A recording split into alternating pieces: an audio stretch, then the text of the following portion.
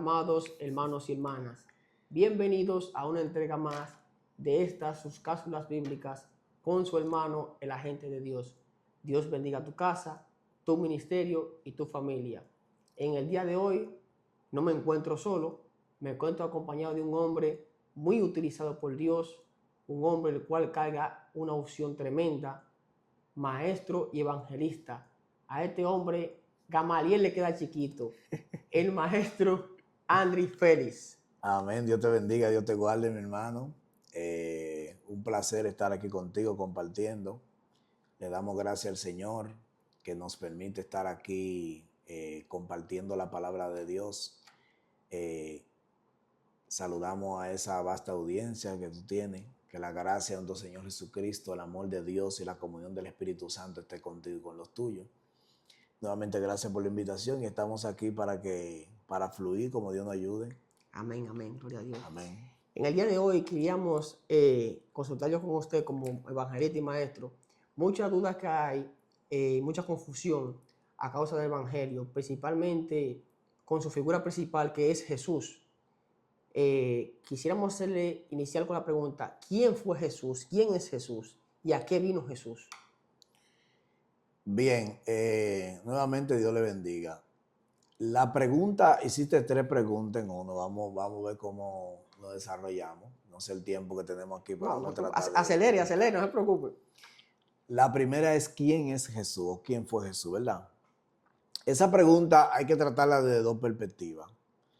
Desde la perspectiva histórica, ¿verdad? Y desde la perspectiva de la fe. Porque Jesús ciertamente fue un personaje histórico. De hecho, no hay duda históricamente de que Jesús haya existido. Aunque hay que hacer lo que se hace dentro de la academia, ¿verdad? O de la alta crítica, como se llama en la teología. Hay que hacer la separación entre lo que se le llama el Jesús de la fe y el Jesús histórico. El Jesús histórico es un personaje del siglo I que sí existió, y hay fuentes que no simplemente son cristianas, fuentes que son extra, que certifican de que Jesús existió.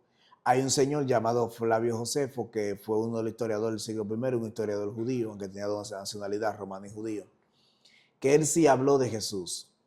Él habló ciertamente que Jesús existió, que hubo un judío, el cual fue crucificado por mano del Poncio Pilato, que fue bautizado por Juan el Bautista, anduvo como rabino, como maestro en el tiempo del siglo I, en Israel, Jerusalén, etcétera, etcétera.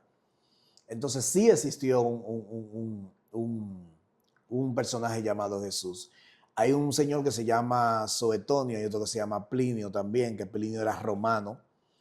Y él también habla de que hubo un Jesús que existió. O sea, no hasta el día de hoy nadie ha podido negar la existencia de que hubo un personaje llamado Jesús. Y que ese personaje fue crucificado por Poncio Pilato. Ahora bien, dentro de ese Jesús de la historia hay unos elementos de fe que lo envuelven.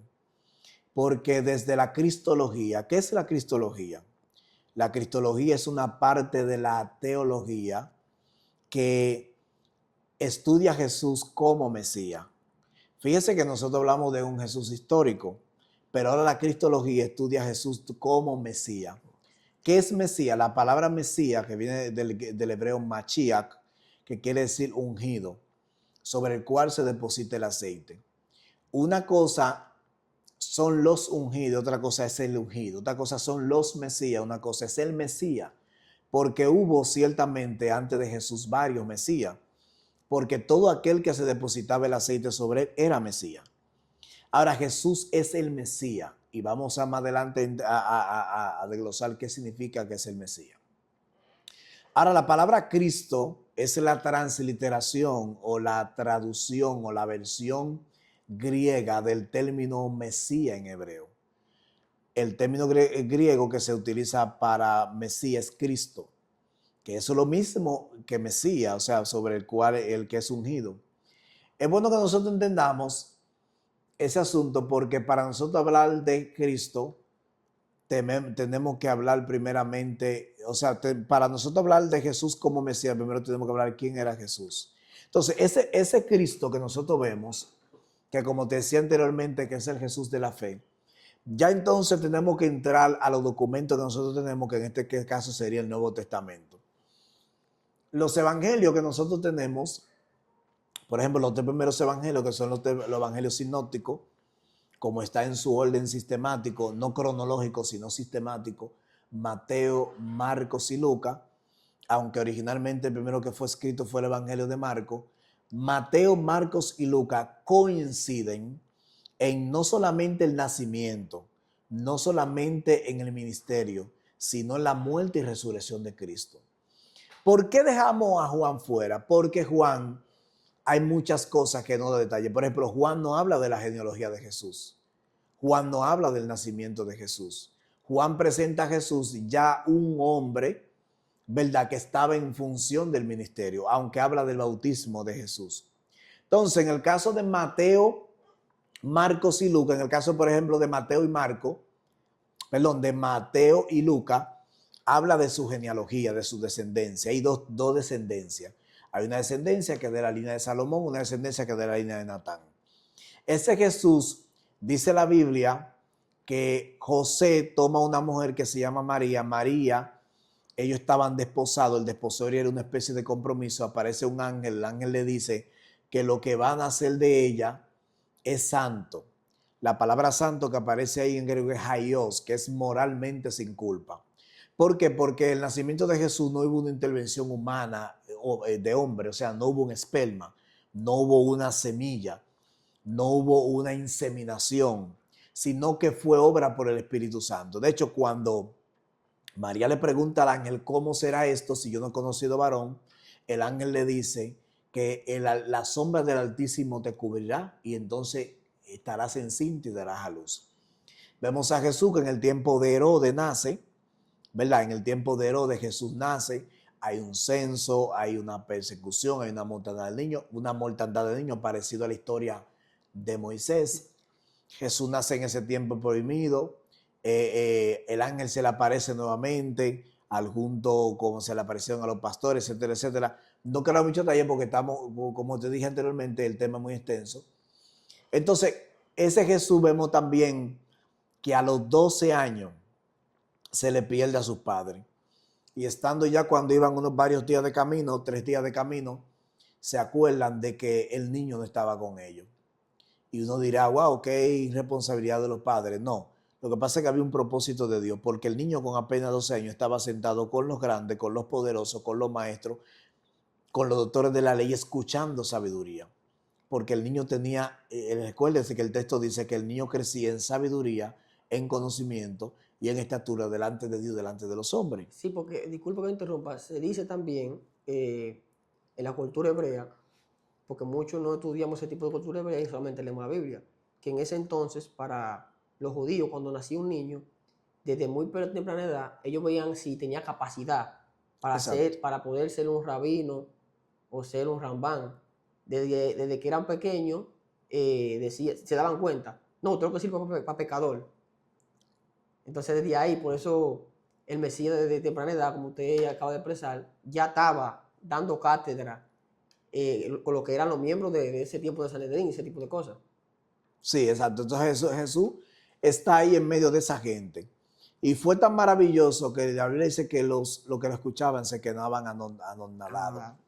Entonces, vemos que por 18 años no hay un texto bíblico ni extrabíblico que habla de 18 años de la vida peleada de Jesús. Jesús vuelve y reaparece a los 30 años.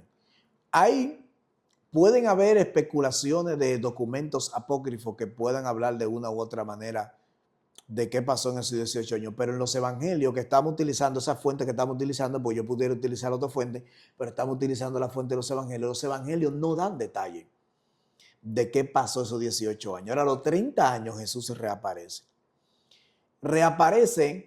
con la intención primera de ser bautizado por Juan el Bautista. Recuerde que Juan el Bautista es un familiar de Jesús, es un hijo de una parienta de su madre María, sí, llamada Elizabeth, que viene de la tribu de Leví. Zacarías sacerdote, ella es de la tribu de Aarón, que es la misma tribu de Leví, ¿verdad?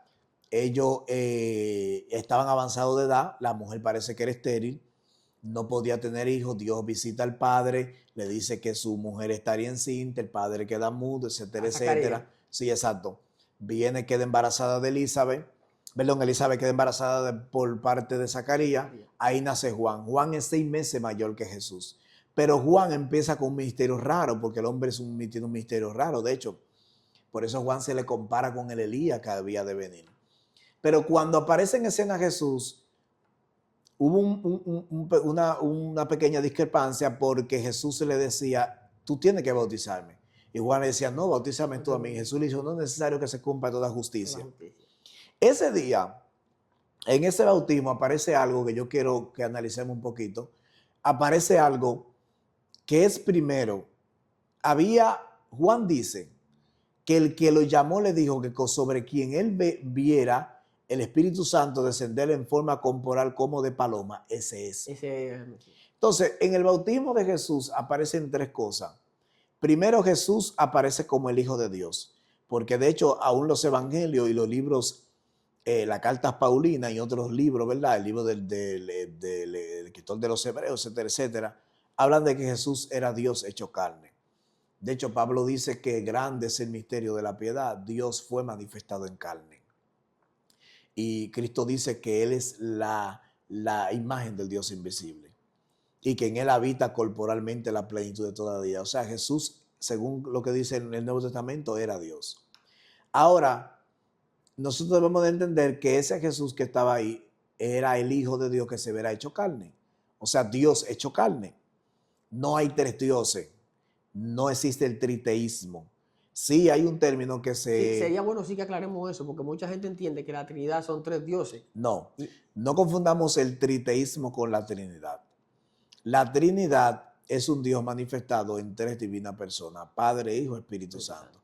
Y eso nosotros lo vemos desde el principio. De hecho, el principio era el verbo, y el verbo era Dios, y el verbo era con Dios. Ese verbo era el que aparecía en el principio.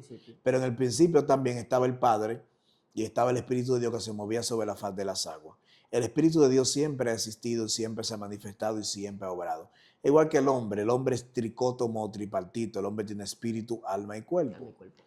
Esos 3 elementos que componen al ser humano son inherentes uno de otro. O sea, están compuestos, y si se dividen, entonces el hombre deja de existir. Exacto. Entonces, Dios es un solo Dios. De hecho, en el Shema de Israel, el capítulo 6 de Deuteronomio, dice, Israel, tu Dios, Jehová tu Dios, uno es. La palabra uno es Ehab.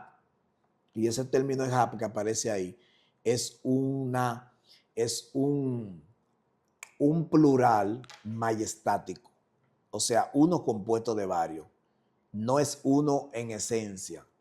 Perdón, es uno en esencia, pero no uno en manifestación. Y eso no te lo vamos a ver en la Biblia entera, no te vamos a ver al Espíritu Santo obrando, vamos a ver a Dios obrando, al Padre, vamos a ver también al Hijo manifestarse de diferente manera, como pudiéramos interpretarlo. Entonces, ese día se escucha una voz que dice, este es mi Hijo amado. ¿Quién está ahí? El Padre. En el cual tengo complacencia. Pero dice que Juan vio una paloma descender, que era el Espíritu Santo. El escritor dice que era el Espíritu Santo descender en forma corporal como de paloma. Y abajo está el Hijo. O sea, Juan tiene la mayor revelación posible, porque Juan escucha la voz del Padre, ve al Espíritu Santo y ahí está palpando el Hijo. Y ahí está palpando el Hijo. Desde ese día empieza el ministerio de Jesús. Sí, y fíjese, pastor, que Jesús primero se bautiza. Exacto. El ministerio de Jesús no empieza, aquí estoy yo, como mucho, por ejemplo, como en el caso de Elías. Si ustedes se fijan en el caso de Elías, ni siquiera tiene introducción. A un día apareció Elías. Entonces el Hijo del Hombre viene a habitar como hombre, se hizo como hombre, Dios se hizo hombre con todas las leyes del hombre. Primero se bautiza antes de que comience su ministerio. Fíjense cómo es, que la gente a veces no tiene ese tipo de cosas, bueno, que te lo aclare, que él viene, por eso le dice Juan el Bautista, pero yo necesito que tú me bautices a mí. No, es necesario que se haga conforme, como dijo Jesucristo. Entonces, continúe ahí. Entonces, mira algo para que entendamos algo. Dentro de la cristología hay 3 pilares. Uno de ellos es la ontología. La ontología es lo que trata de definir la naturaleza de Cristo. En un concilio hay algo que se llama la unión hipostática. que es que en Cristo habitan dos naturalezas. La naturaleza humana, porque Cristo fue hombre, y la naturaleza divina. Ahora, su ontología lo que trata de explicar es cómo actúan esas dos naturalezas. O sea, cómo es que alguien es Dios y a la vez es hombre. Entonces, nosotros a simple vista no vamos a entender eso. Lo que pasa es que Dios se hizo hombre, pero Él no dejó de ser Dios. Ahora Él se despojó. La palabra, fíjate, hay una palabra que es la palabra kenosis, que es cuando dice se vació, se despojó, porque Él no tuvo el ser igual a Dios como cosa que aferrarse, sino que se despojó. La palabra de despojarse, que es kenosis, tiene que ver con vaciarse. ¿Qué es Cristo? Cristo se despojó de su divinidad, no de su deidad, de su divinidad, de su naturaleza divina, de su poder y de su autoridad como Dios, y se volvió hombre. Entonces, ese Cristo que nosotros vemos que aparece en la Biblia es Dios hecho hombre. Por eso Él sufrió como hombre. Por eso el escritor de los Hebreos dice, porque convenía aquel por quien son todas las cosas y por cuya causa todas las cosas subsisten, habiendo de llevar muchos hijos a la gloria, perfeccionarse por aflicción, el autor de la salvación de ellos. Cristo tuvo que pasar por aflicción. De hecho, hay un texto que dice que Él tuvo que aprender la obediencia a través de las aflicciones. Porque el proceso que Cristo pasó, ¿por qué Juan dice en primera de Juan, capítulo 2, verso 1, hijito, esto digo para que no pequéis? Pero si alguno peca, abogado tiene para con el Padre, a Jesucristo el justo, el cual fue tentado en todo, igual que nosotros, pero sin pecado. Señores, Cristo, al igual que nosotros, fue tentado en todo. Imagínense cómo nosotros vamos a tener un sumo sacerdote que no sepa compadecerse de nosotros porque no vivió lo que nosotros vivimos. Sí, porque Cristo vivió todos los ministerios. Sacerdote, rey, Él fue todo. Cordero. Exacto. Cordero, sacerdote, rey, todo. Exacto. Entonces, cuando Cristo es bautizado y recibe ese Espíritu Santo, es el Espíritu Santo que lo lleva al desierto. Exactamente. Y ahí que... Dice que el Espíritu Santo lo llevó al desierto para ser tentado por Satán. Es bueno que entendamos que la figura de Satán, no voy a hablar mucho aquí porque hay gente que me acaba cada día hablo del diablo, no que yo defienda al diablo, sino que la gente tiene que entender muchas cosas porque para eso está la Biblia ahí. Sí, claro. Ese Satán que está ahí lo tienta. Y hay 3 dimensiones de la tentación que debiéramos hacer otro video, hablar de cosas, porque solamente hablar de las 3 dimensiones de la tentación de Cristo. Primero le ofrece pan, lo lleva al pináculo del templo y lo lleva a una montaña alta. En cada una de esas tentaciones hay cosas espirituales que nosotros debemos de descifrar porque es algo muy profundo. Cristo, por ejemplo, la primera le dice, si tú eres hijo de Dios, ¿qué es lo que Satanás está cuestionando? Es lo que la voz dijo anteriormente. ¿Qué la voz dijo? Este es mi hijo amado en quien tengo complacencia. Y el diablo lo primero que le reta a Cristo es, si tú eres hijo de Dios, ¿a qué esta piedra se convierte en pan? Si hubiese sido un cristiano de este tiempo, convierte la piedra en pan para demostrar al diablo que es hijo de Dios. Reprende la piedra de mí, güey. Pero Cristo, hermano, no tenía que demostrarle a Satanás que él era hijo de Dios porque Satanás lo sabía. Y como te dije anteriormente, hay otras tentaciones. Entonces, cuando él sale, después de Biblia dice que después de haber ayunado 40 días, Mateo capítulo 4, verso 2, 40 días vino a él el tentador, o sea, después de 40 días. Y usted sabe lo que pasó, etcétera, etcétera, Mateo capítulo 4. Ahora nosotros vemos cómo Cristo saliendo del desierto sale en el poder del Espíritu. Ahí empieza oficialmente el ministerio de Jesús. Jesús, hermano, como le dije anteriormente, primero viene, la cristología trata de hablar primero de la ontología, pero luego hablamos de la obra de Cristo, que es la soteriología.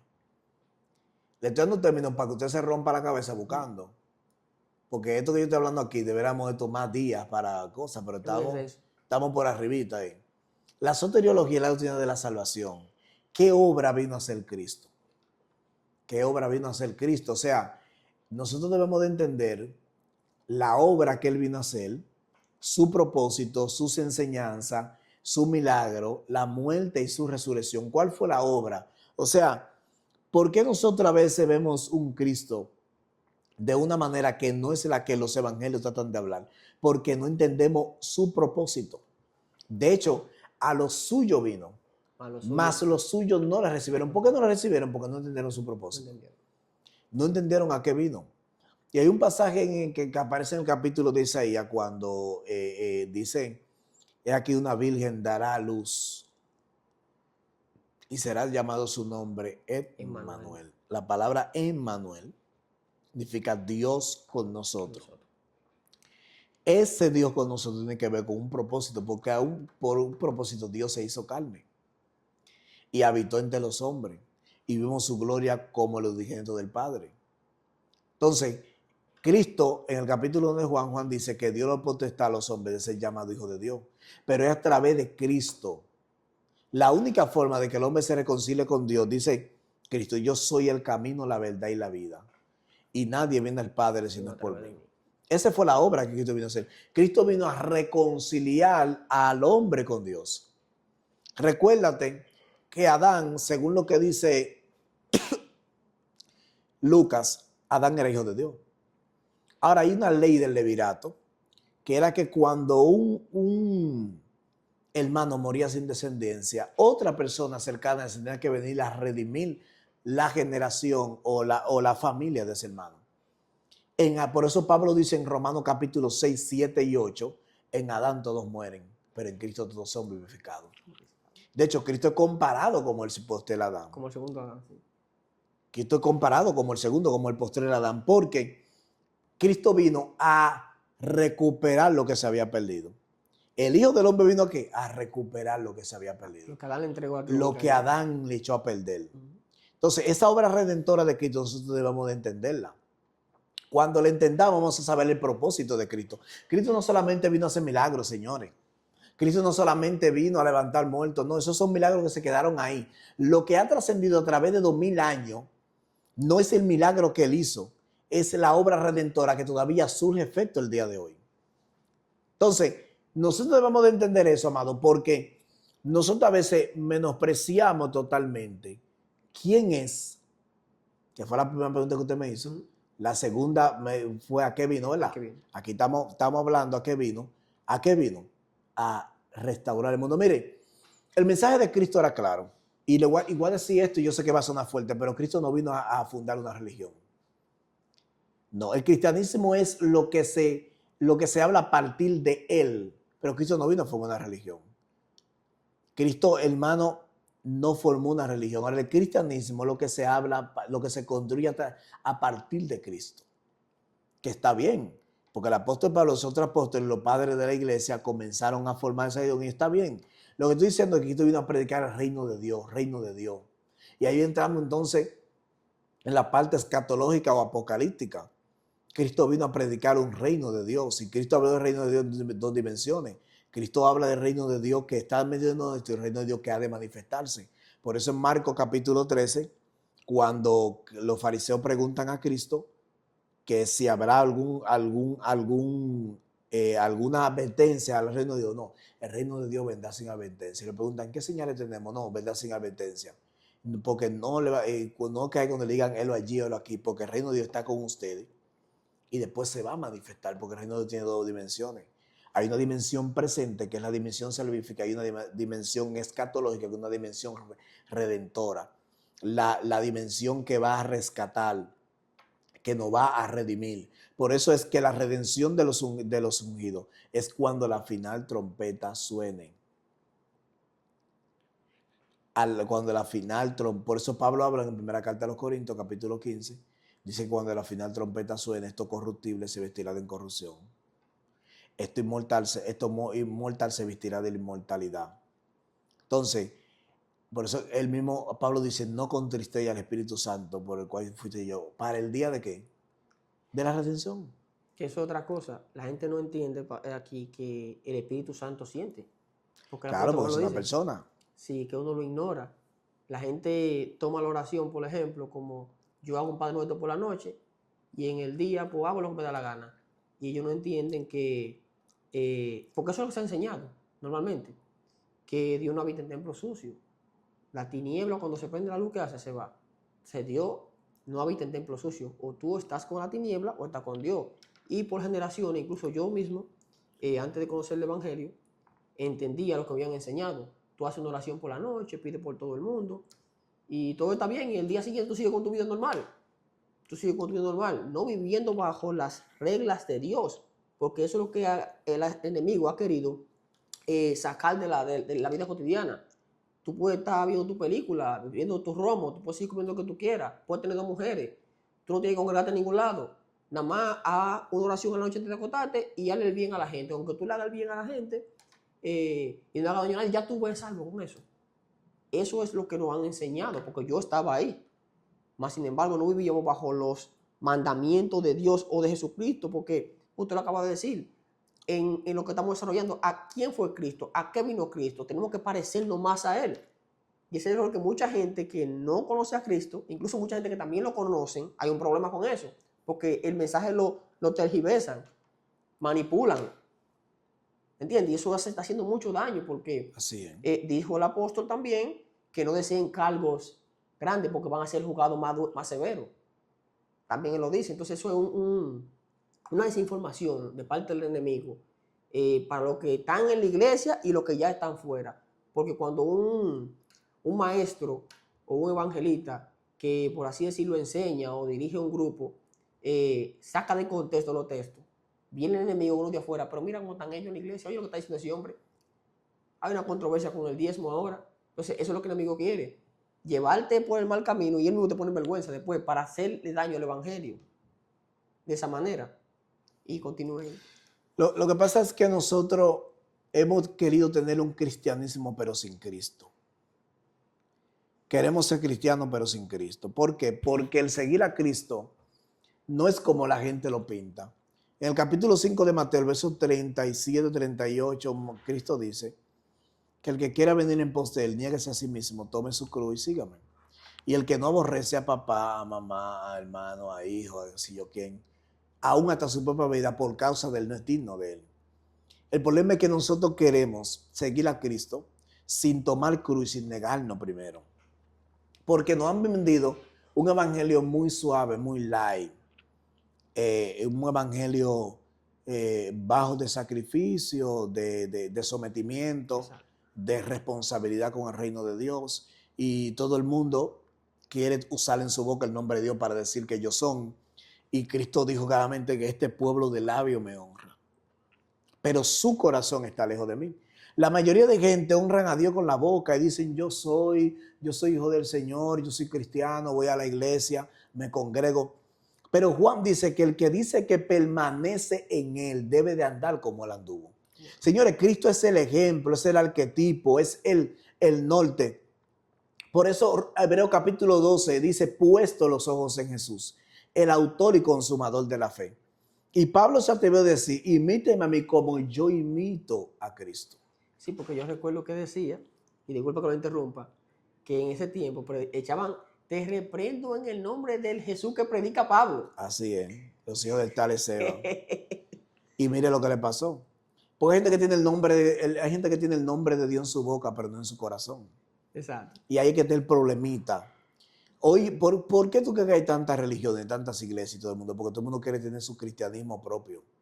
Todo el mundo quiere, a partir de lo que piensa y de lo que entiende, decir esto es de X o Y manera. Pero la Biblia, mis hermanos, es clara con lo que realmente el Señor quiere que nosotros hagamos. Aquí, hermano, la voluntad de Dios es que nosotros nos santifiquemos y andemos como hijos de luz, como lo que somos. El que anda en luz no tropieza porque sus pies están primero su camino está alumbrado y sus pies saben dónde van a pisar. Entonces nosotros debemos entender que ese Cristo que nosotros estamos hablando hoy vino a darnos ejemplo. Ejemplo he dado, dice Cristo, para que como yo ando, vosotros andéis. Porque ese es el ejemplo. El ejemplo no son los hombres. Y yo le voy a decir algo a ustedes. Pedro, en el capítulo 14 de Mateo, ¿sabe cuándo se hundió? Cuando quitó la mirada de Cristo y comenzó a ver la tormenta y los vientos. El que quita la mirada de Cristo se hunde. Te pasa lo que pasó a Pedro. ¿Por qué hay gente que hoy se han hundido? Porque hay gente que hoy se han defraudado. Porque hay gente que hoy está herido. Hay gente que se fue de la iglesia y no quiere saber del evangelio. ¿Sabe por qué? Porque quitaron la mirada del Señor. Hay personas que han llegado al extremo de maldecir a Dios. Porque oye, ¿cuál es el problema? La gente se enoja con la gente y se aleja de Dios. La gente se defrauda en la iglesia, se hiere, se frustra, lo maltratan. Porque déjeme decirle algo, hermano, la iglesia no es un museo de santos, es un hospital de pecadores. Todo lo que estamos en la iglesia es porque tenemos necesidades de Dios. Y esa necesidad, hay momentos en que expone nuestra debilidad, en que somos polvo, en que somos hombres, en que tenemos situaciones, en que estamos en manos de un alfarero para nosotros ser moldeados a su imagen, conforme a su voluntad. Por eso es que Santiago dice que no nos turbemos, sino que no aleguemos cuando estamos en diversas pruebas, porque la prueba de la fe produce paciencia. Y la paciencia, cuando termina su obra, deja al hombre perfecto, cabal, sin que falte cosa alguna. Señores, la prueba en la que Dios nos mete es lo que nos va a purificar, pero tenemos que dejar que Dios lo haga. Sí, porque no queremos pasar proceso. Nadie quiere pasar proceso. No, es que la gente quiere un evangelio live, mi hermano. Ellos quieren que Dios lo use, pero no quieren. La gente es tan fuerte que la gente quiere que Dios le entienda a ellos, pero ellos no quieren entender a Dios. Está profundo. No, Dios me entiende. Sí. Dios te entiende, pero hay una palabra que hay que someterse. Exacto. Y esa palabra no es para que la palabra se someta a ti, es para que tú te sometas a la palabra. Y no lo digo yo, usted lo dice ahí, porque ahí está. ¿Me entiendes? Es para que tú te sometas a la palabra. Cristo dijo en el capítulo 7, verso 24, cualquiera que escucha mi palabra y las hace, le comparará a un hombre prudente que edificó su casa sobre la roca. Sobre la roca. El problema no está en escuchar, porque Santiago dice que hay dos tipos de oidores. Hay un oidor que es olvidadizo y un oidor que es hacedor de la palabra. Aquí la victoria no está para que los que lo escuchan. Aquí la victoria está para los que escuchan y para lo que hacen. Para lo que escuchan y para lo que hacen. Recuérdate que Cristo habló una palabra del sembrador y dijo, el sembrador salió a sembrar. Hubo una que cayó junto al camino, otra en pedregal, otra en espino, pero otra cayó en buena tierra. La palabra siempre es buena semilla. Ahora, la buena tierra depende de nosotros. Porque como decíamos anteriormente, la gente quiere vivir totalmente divorciado de lo que el Señor mandó, a lo que realmente se debe de hacer. Señores, y el mensaje de Cristo fue tan completo que Cristo nos enseñó, hermano, una filosofía de vida que yo quiero. La filosofía más grande que hay en el mundo le enseñó Cristo, amar a tu prójimo como a ti mismo. Sí, porque dice en el texto que ¿de qué sirve tú amar al que te ama? Lo dice el texto. Cristo dijo, oíste que fue dicho, amar a tu prójimo, aborrecer a tus enemigos. Oye esto, como dice Tres Patines. Oye esto. En la ley decía, amarás a tu prójimo, aborrecerás a tu enemigo. Porque en la ley decía, tú tienes que amar que te ama, pero el que no te ama, tú lo puedes aborrecer, tú lo puedes matar. De hecho, había la famosa llamada ley del talión. Usted se da cuenta que el que mataba, el que mataba lo tenía que matar. El que hería tenía que ser herido. Cristo dijo hoy en el capítulo 15, hablando, oíste que fue dicho amar a tu prójimo, aborrecer a tus enemigos. Mas yo digo, ora por el que te persigue, bendice al que te maldice, para que seáis hijos de vuestro Padre que está en el cielo. Es que yo le voy a decir una cosa, lo que Cristo trajo no fue fácil.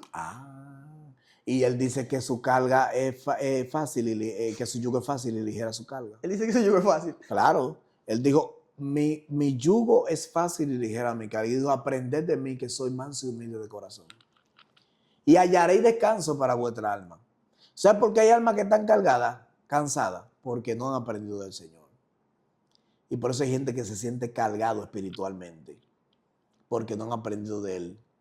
Entonces, Él enseñó con ejemplo, señores. Bueno, Cristo en la cruz dijo, Señor, perdónalo porque no sabe lo que hace. Cristo tenía el poder, hermano, para hacer muchas cosas. Cuando Pedro y Juan fueron donde él, dije, Señor, mandamos a buscar una legión de ángeles. Cristo le dijo, ¿de qué espíritu sois vosotros? Yo no vine a perder las almas, yo vine a rescatarlas, a salvarlas. Y hermano, por eso Cristo se presenta como el buen pastor que da la vida por sus ovejas. Porque el pastor era aquel que se sacrificaba para que sus ovejas vivan. Entonces Cristo es el buen pastor.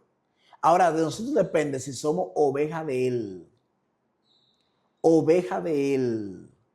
Porque el problema es que hay gente que quiere que Dios sea su pastor para lo que le conviene, pero no realmente para lo que Dios necesita ser su pastor. Entonces, hermano, Cristo es el ejemplo de que nosotros podemos sobrevivir. Y fíjate, Cristo fue tan ejemplo que Cristo nos enseñó a nosotros en todas las dimensiones. Cristo nos enseñó lo que es la austeridad. Y cuando hablo de austeridad no estoy hablando de pobreza perdón, de miseria, sino de contentarnos con lo que tenemos. Cristo nos enseñó algo tan poderoso que dijo, no se preocupe por el día de mañana. El día de mañana te dará su propio afán. No se preocupe por qué habéis de vestir o por qué habéis de comer. Mira las aves del cielo, no siembran. Mira los lirios del campo, no cosen ni hilan. Y ni aun Salomón tuvo tanta esplendidez en su vestimenta. Cristo nos enseñó a amar a nuestros enemigos. Cristo nos enseñó a no jurar en vano.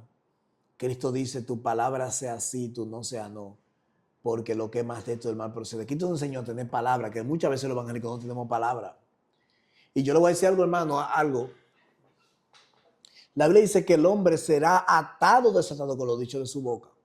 Lo que usted desata con su boca, hermano, eso en el mundo espiritual, eso tiene, hermano, resultado. Por eso Santiago dice que vuestro sí sea sí, vuestro no sea no, para que no caiga en condenación. Porque hay gente que hoy en día está pasando por situaciones, fue porque un día, hermano, dijo algo que no cumplió. El cristiano tiene que tener palabra. Si usted dijo sí, es sí. Y si dijo no, es no. O si no, mejor quédese callado. Exacto. Entonces, Cristo, hermano, nos enseña todo eso. Y nosotros, hermano, pudiéramos amanecer hablando del Señor. Porque, como le dije, en todas sus dimensiones tenemos cosas que aprender de Él. Pero ese plan redentor, esa obra redentora que la hizo Jesús en el cruz del Calvario, que el velo se rasgue en dos para que nosotros tengamos acceso. Eso fue lo que nos dio vida, hermano. Si no hubiese sido por eso, nosotros hubiéramos muerto todavía. Sí, porque todos fuimos destituidos, como dice el apóstol. Destituidos de la gloria de Dios. Todo. Por cuanto todos pecados estuvieron destituidos de la gloria de Dios. Entonces, fíjese algo, que yo quiero que usted me aclare. Sí. Ese fue el problema fundamental que tuvo Cristo con Caifás y los mismos de Sanedrín, de que ellos se llamaban ser servidores de la Torá y la Torá te manda muchas cosas y Cristo viene a decirle a ellos, olvídense de eso, yo soy el camino, yo soy el camino. Y decirle a un judío que es celoso con su Dios, con su Hachén, decirle a ellos, Moisés, un buen hombre, está bien, pero Moisés hablaba de mí. ¿Quién es más, el siervo o el hijo del dueño de la viña? Entonces venía a decirle a esos judíos en ese tiempo, decirle a ellos, todo lo que ustedes le enseñaron los profetas, yo ya era antes de Abraham.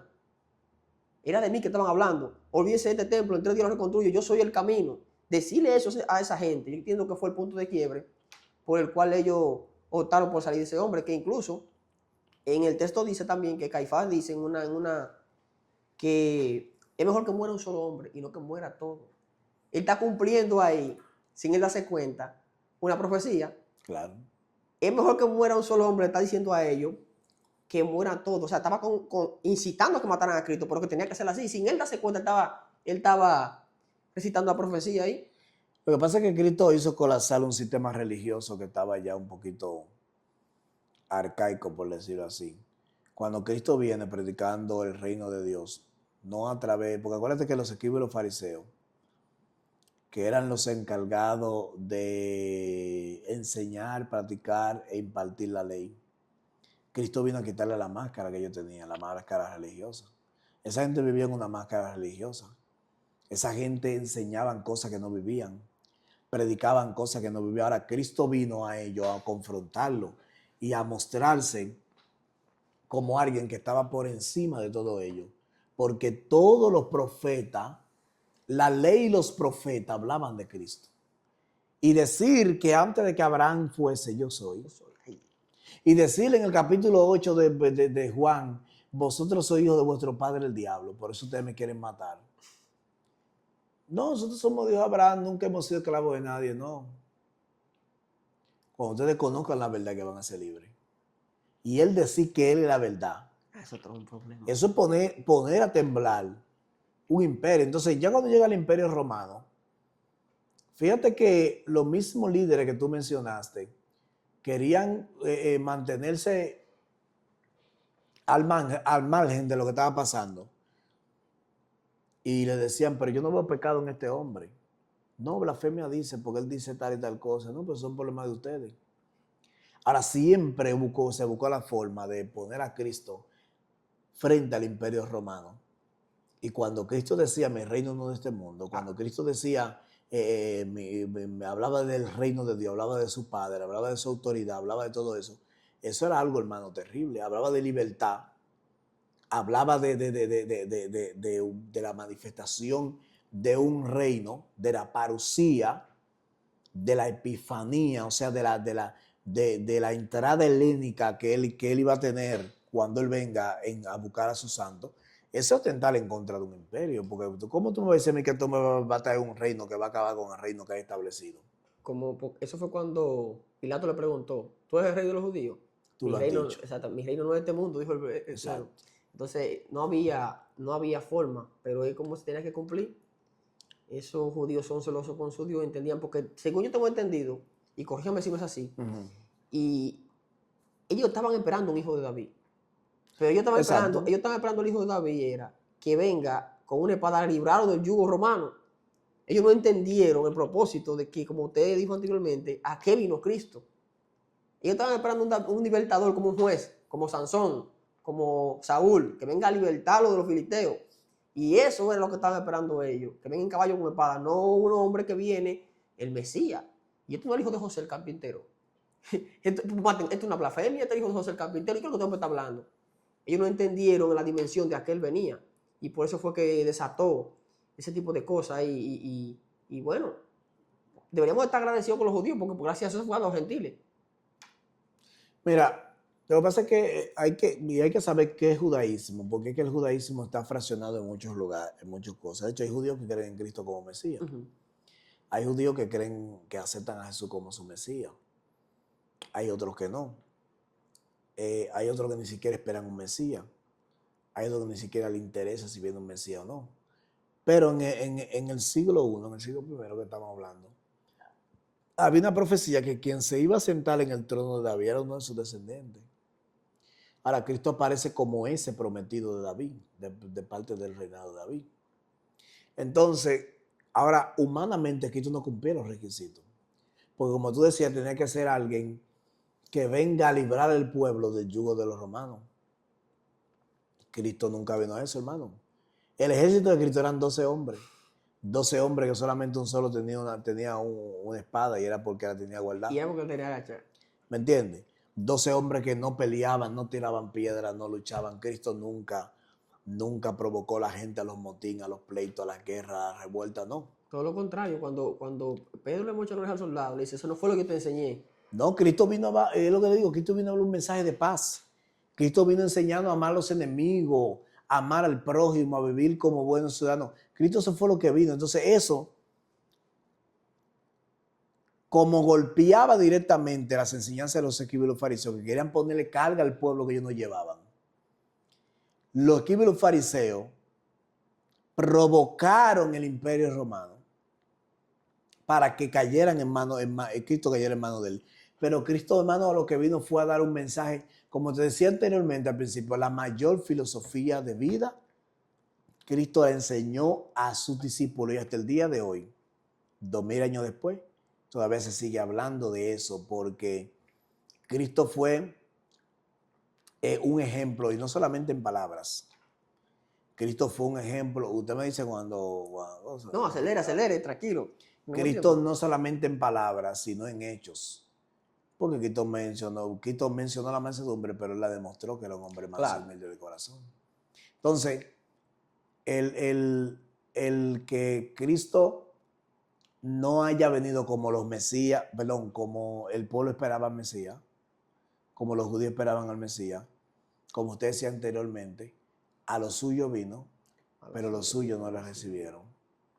Pero a esos que le recibieron, que lo que quieren su nombre, le dio la potestad de ser hecho hijo de Dios. Señores, yo siempre lo he dicho, hay gente que se mofa, que se alegra. Yo soy hijo de fulano, de fulanito. Señores, el título más grande que existe es ser hijo de Dios. Óyeme, tú puedes tener los títulos que tengas en esta vida. El título, la autoridad y el rango más alto es el llamado hijo de Dios. Tú no eres hijo del presidente Abinader, del presidente Donald Trump, del presidente de Rusia, no, tú eres hijo del Rey de Reyes, y Señor de Señores. Entonces, nosotros como seres humanos debemos de entender nuestra identidad en Cristo, porque hemos hablado de Cristo. Ahora vamos a hablar de la identidad en Cristo que debe tener un creyente. Señores, Cristo le dijo al mismo Pedro: yo te digo que tú eres Pedro y sobre esta roca edificaré mi iglesia. Y la puerta del infierno. Señores, la iglesia que está en Cristo, el infierno no tiene autoridad sobre ella. Cuando yo escucho gente a veces que andan asustados, anonadados, sorprendidos, y que porque le están haciendo brujería, porque están viendo una vela, porque están haciendo tal cosa. Hermano, la institución, y me hago un problema con esto, pero la institución más poderosa en la faz de la tierra se llama la iglesia de Cristo. ¿La iglesia de quién? De Cristo. No la sinagoga de Satanás que andan por ahí. No la cosa que la gente se han inventado. Porque la gente entiende que iglesia es tener un local con 4 sillas. No. Iglesia de Cristo es la comunidad de fe que está fundamentada en Cristo. Que Cristo es su principio y es su final. Como Cristo se le presenta a la iglesia de Esmirna. En el capítulo 2, verso 8. Yo soy el primero y el último. Cuando Cristo es tu primero y es tu último, cuando tu vida está fundamentada en Cristo y en su palabra, entonces tú eres una iglesia de Cristo. Por eso Efesios capítulo 5, verso 28 dice: a fin de presentarse. O sea, Cristo va a venir y va a tomar una iglesia gloriosa, que no tenga mancha ni arruga ni cosas semejantes, sino que fuese santa. No hay iglesias sin santidad. No hay iglesia sin vinculación con Cristo, sin estar apegada a Cristo. No existe eso. Ese evangelio sin Cristo, Gálatas capítulo 1, el verso 10, el verso 6, perdón, Pablo dice: si aún un ángel del cielo viene predicando un evangelio diferente al que hemos escuchado, sea anatema. Maldito. Todo el que está predicando un evangelio diferente es un anatema. Y fíjese que se cumple la profecía, porque después viene Mahoma a decir que el ángel le habló. Y se cumple, la profecía se cumple. Y que eso no es así, y que es así. Fíjese que se cumple la profecía. Y han venido muchos evangelios falsos. Y de hecho, hoy en día hay muchos evangelios falsos. Hoy en día hay muchos evangelios falsos. Evangelio falso y evangélico falso. Entonces, la iglesia de Cristo es la que está fundamentada en Él, no en los hombres. No en los dogmas, no en la doctrina humana, no en la filosofía humana, sino en Cristo, en su palabra. Entonces, nosotros debemos tener claro, hermano, en quién nosotros hemos creído, porque cuando tú estés en Cristo, de modo que si alguno está en Cristo, nueva criatura es. Segunda de Corintios capítulo 5, verso 17. Las cosas viejas pasaron, aquí todas son hechas nuevas. Hay gente que se ha apartado del evangelio, como usted dijo al principio, que ya Dios usaba a ellos y ellos se han apartado. Pues yo entiendo que ese tipo de personas nunca conocieron realmente a Cristo, porque cuando uno está y habita en su presencia, como decía Elías, vive Jehová en cuya presencia habito, o sea, habitaba en su presencia, no hay forma. Es que no hay forma. Es que si ya Cristo, más no vivo yo, Cristo vive en mí, dijo también el apóstol. Así es. O sea, ya no hay forma de que es que cuando tú conoces a Cristo genuinamente, no hay forma de que tú te apartes de Él. Eso nada más no decirlo, que Cristo vive en ti, porque hay gente que lo dice, es que realmente, señores, en ti esté Cristo. En ti, y déjame decirte algo, ese amor de Dios, ¿sabes dónde se manifiesta? Es con los hermanos. Por su fruto lo conoceréis. En esto sabrán que son mis discípulos, si se aman unos a otros. Sí, porque, como yo lo he amado. Fíjese algo, que hay algo también ahí en el texto, porque la gente normalmente habla del Viejo Testamento, de Elías, de Moisés, y dicen lo grande que fueron que Dios lo usó a ellos. Pero ellos eran hombres de carne y hueso. Fíjese que la Biblia es el único libro que te dice las derrotas de sus héroes. Claro. Elías era un hombre igual que tú y que yo, y cometió muchos errores, pero la gente tiende a llevar el mensaje de que Elías fue usado por Dios, eso es verdad, eso fue así, pero no tienden a decir que él fue un hombre igual que tú, y de esos errores de Elías nosotros también cometemos errores, y podemos levantarnos.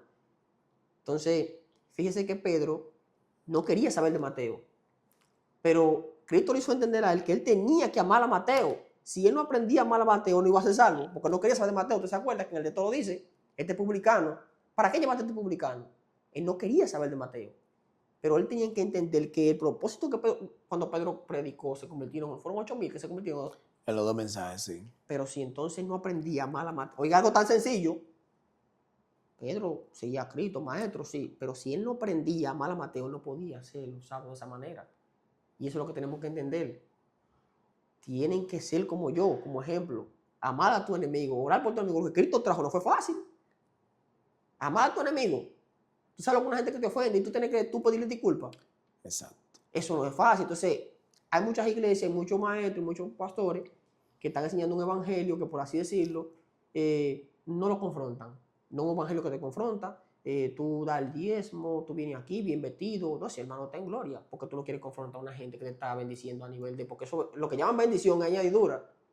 Fíjense que también a Salomón, cuando se le aparece y le dice el Cristo que es lo que él quiere, él lo que pide es sabiduría para guiar a su pueblo. Y él le dice, mas no pediste más tiempo para ti, no pediste la vida de tus enemigos, no pediste riqueza, todas esas cosas serán añadidas, son añadiduras.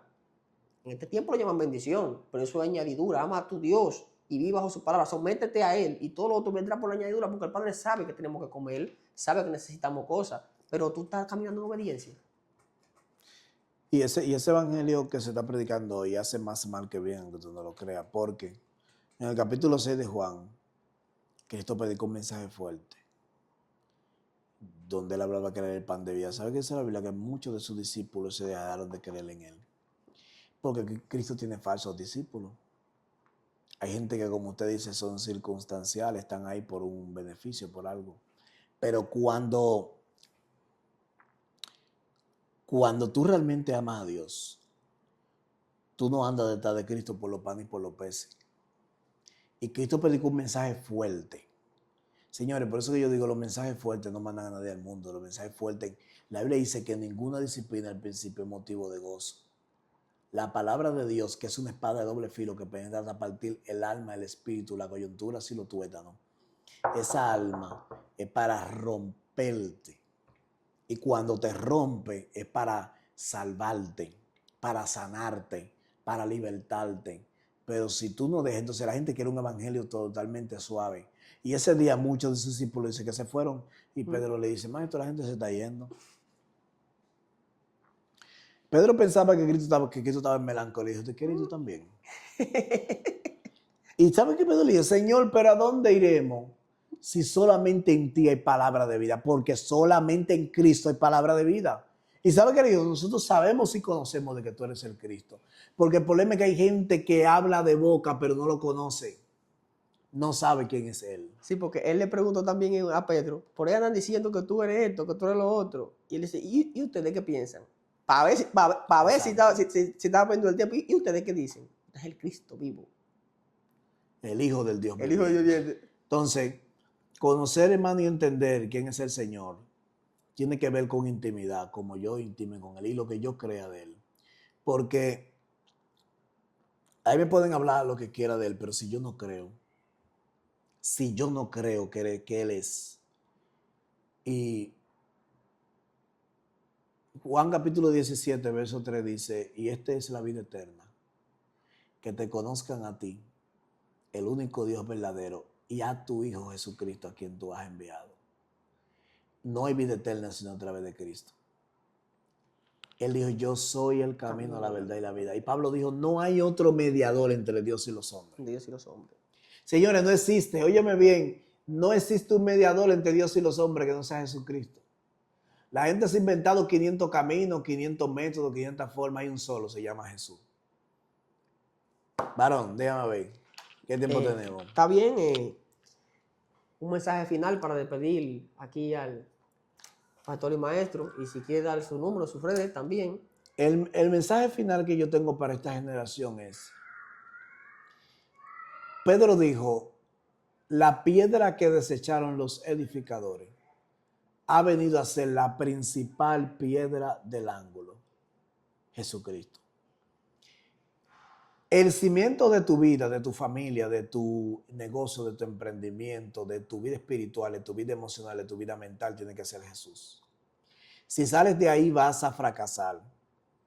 Una cosa es que el mundo te dé éxito y otra cosa es que el mundo te dé paz. Cristo dijo, mi paz os dejo, mi paz os doy. Yo no la doy como el mundo la da, porque la paz del mundo es superficial, superflua, pasajera, efímera. Es una paz falsa, pero la paz que el Señor da sobrepasa todo entendimiento. El día que nosotros comprendamos eso, vamos a refugiarnos en Él. Él dijo, venid a mí todos, los que estéis trabajados y cargados, y yo te voy a hacer descansar. Yo no sé cuál es tu carga, no sé por qué estás pasando, no sé, pero Él está dispuesto a hacerte descansar, a sanar tus heridas, a sacarte de esa depresión, de esa angustia, de esa tristeza, de ese dolor, de esa desesperación. Cristo está dispuesto a hacerlo.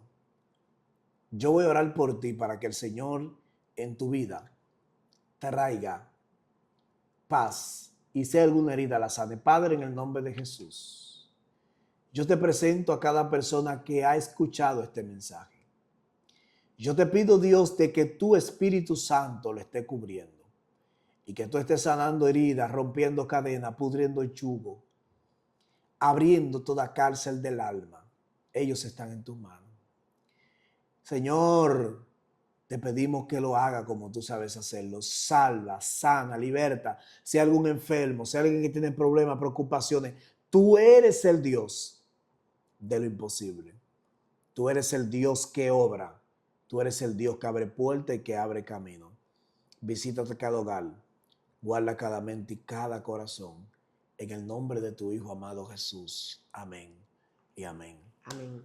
Gloria Bien, a amados, esperamos en Dios que este contenido de esta entrevista sea de edificación para todos. Dios le bendiga y Dios le guarde. Maestro. Amén.